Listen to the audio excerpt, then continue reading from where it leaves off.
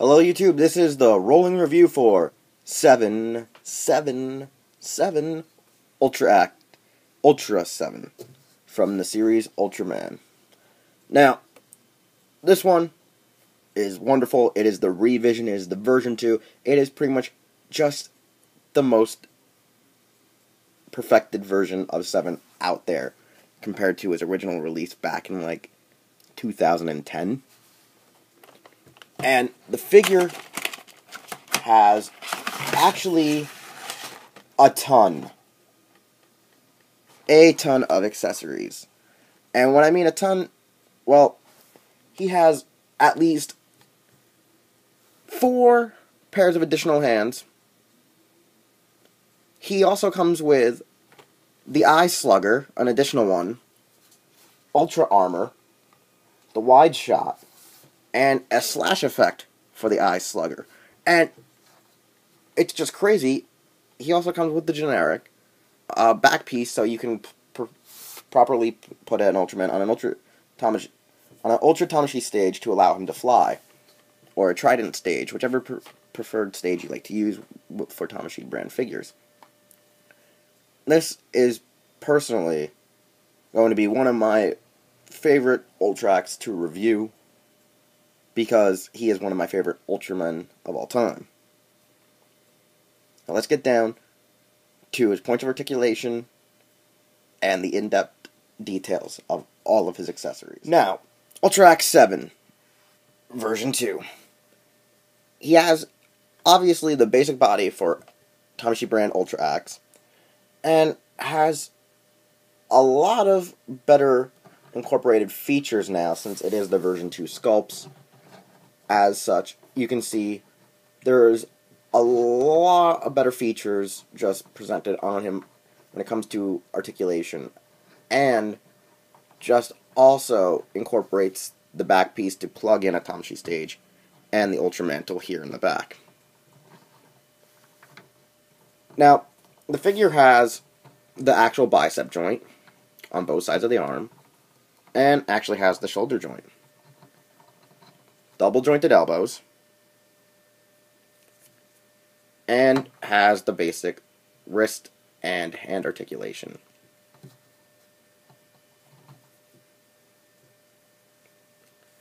Now, along with this awesome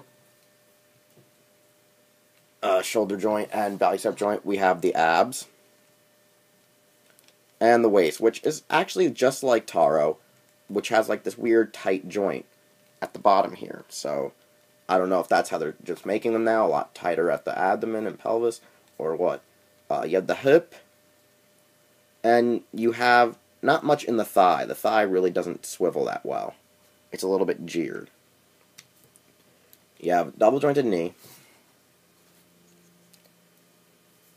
basic joint in the ankle, and you have the joint in the toe.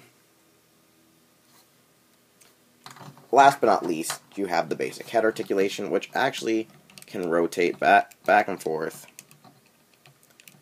and can actually look up to help him portray the ability of flight.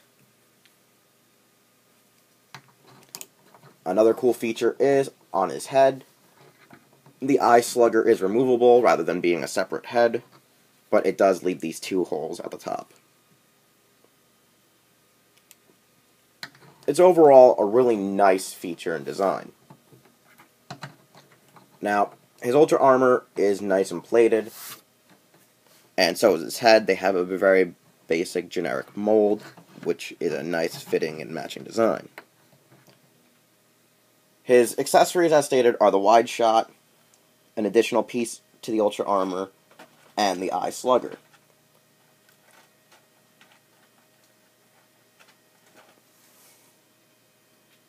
The additional Eye Slugger is actually a little bit more extended, and is a little bit more blunt, allowing him to take a hold of it and throw it at his opponents, and can additionally be attached to an awesome blue slash effect, which is actually very, very long, and gets stuck in the packaging. Okay, so the cool part, however, about this nice blue long slash effect is it actually, from what is shown, comes apart in the instructions. And you can place the actual Eye Slugger into it to lock in place, as it has in here an area that it locks on and around to.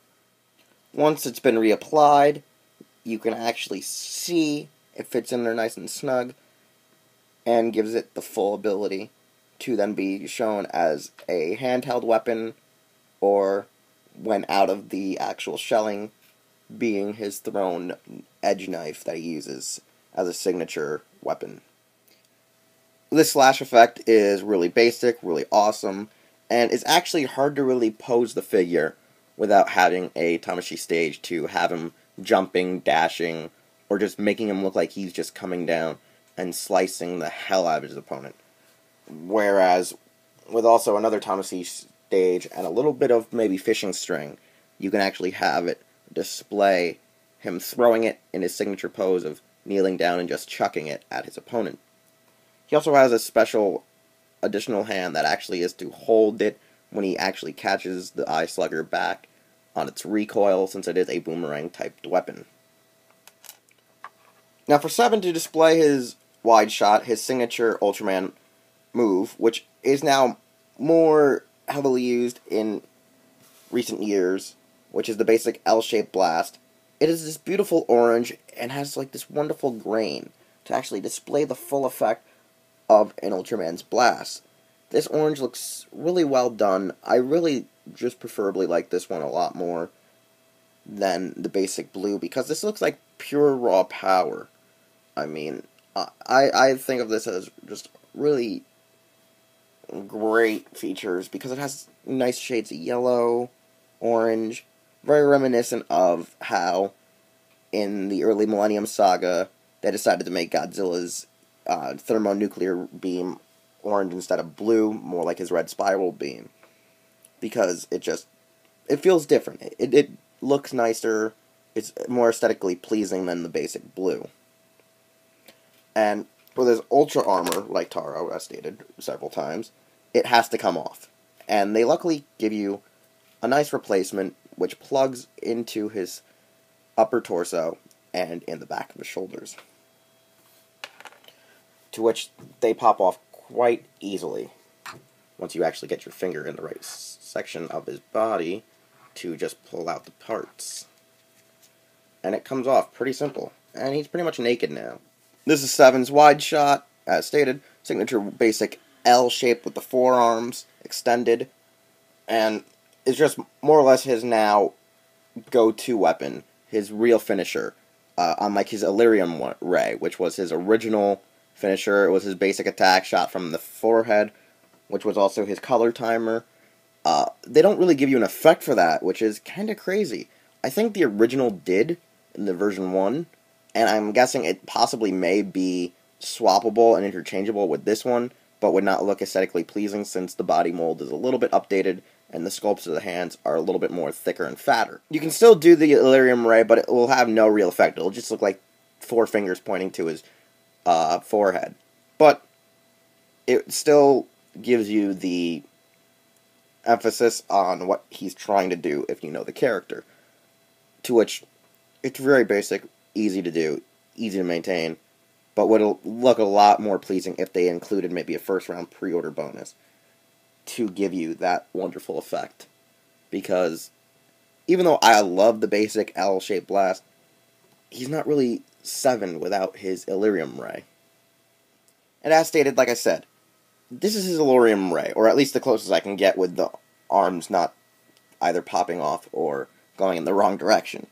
It's just both of his fingers on the top hands, his pointer and his middle finger, extended out and reaching to his jewel on his head, his version of his color timer, and it's supposed to shoot a green beam, a piercing green beam, and honestly, it doesn't look good without that effect, and I mean, it'd be a lot better, because he kind of just looks bland, and that's actually more or less, like I said, the signature and finisher we all know him for, rather than doing the basic Ultra L Ray, which has very many generic names and ways of performing it. Overall, I love 7. He's one of the best. He's one of the greatest. I really like 7 more or less because I watched UltraSeven X, that more grittier version of the character and showing, and I just loved it. So I went back, I watched regular 7, and it's alright. I mean, I haven't really finished rewatching the series, but it's still worth it because it's a good Showa era series. Personally, one of my favorite Showas are actually Ace for some reason. I don't know why. I like Ace, and I like Taro. Other than that, there's not much more you can say except, well, I'm glad that Zero got a reissue, and it's a revision completely, and I can't wait to review that in the following January to February area when it comes out. As for now, you can watch all my other Tamashii brand figure reviews, such as Figure Arts, some Monster Arts, some D Arts, Ultra Axe, and Saint Mythcloths here on my channel. You can also follow me on Twitter. Instagram, though, is Taja_Doyle. It is not the generic Wheelchair21. Check me out also on HeroTaku.com and the podcasts on Raijo Nihon, such as my very own Toko Anime News, Morphin Bracers, WRW, Unichronicles, and the Ultracast, where you'll hear me talk a lot about him and his brethren more frequently than other podcasts.